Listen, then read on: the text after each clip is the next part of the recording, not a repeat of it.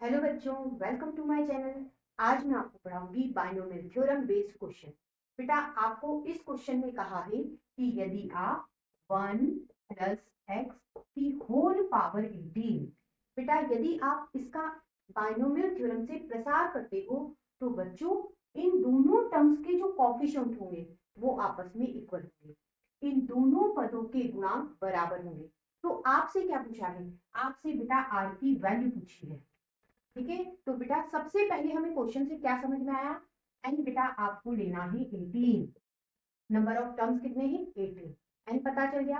अब बच्चों इनके कॉफिशिएंट की बात करते हैं।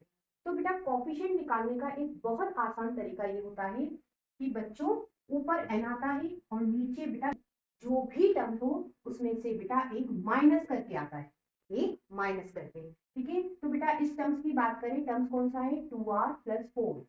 तो बेटा एक कम करेंगे तो क्या हो जाएगा? 2r plus 3। ठीक है, तो यहाँ आ जाएगा 2r प्लस 3, है ना। और n कितना है? n बच्चों 18 है।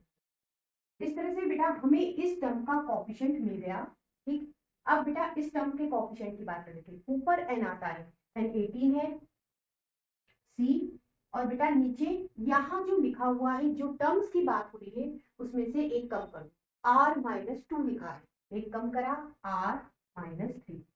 अब क्वेश्चन वापस से समझ लेते हैं। ये जो दोनों टर्म्स हैं उनके आपने ये जो कॉफिशिएंट निकाले हैं बेटा ये दोनों इक्वल हैं। तो बच्चों आपको आर पता करना है, तो अब हम इन्हें इक्वल करेंगे। अब बेटा इसे सॉल्व करके आर की वैल्यू पता करते हैं।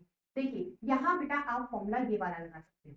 फॉर्मूला कहता है n c r equal to n c n minus r. यहाँ बच्चों एन में से आर माइनस हो रहा है। बच्चों यहाँ ये फॉर्मूला अप्लाई कर देते हैं। एन की जगह बेटा 18 है और आर की जगह आपको 2r प्लस 3 दिया है। एन माइनस आर मतलब 18 में से इसको माइनस करना है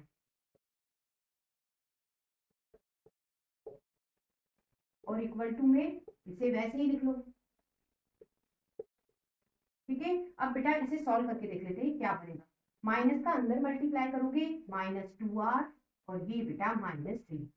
18 में से 3 माइनस करोगे 15 और ये बेटा -2r। तो बच्चों इसका सॉल्यूशन ये बना। अब इसे लिख लेते हैं 18 सी 15 -2r और इक्वल टू में ये। अब बच्चों हम इसे बेटा इसके इक्वल कर सकते हैं, तो कर देते हैं 15 -2r इक्वल टू r -3। ये 15 माइनस का 3 है बच्चों, इधर गया प्लस का हो गया। ये r माइनस का 2r बेटा इधर गया प्लस का हो गया। ये हो गया 18। एक r और 2r जुड़ गए, 3r हो गया। 3 को बेटा डिवाइड में डाला, 3 के टेबल से कैंसिल करा, r इक्वल टू आया 6। इस तरह से बच्चों इस क्वेश्चन में r की वैल्यू 6 है।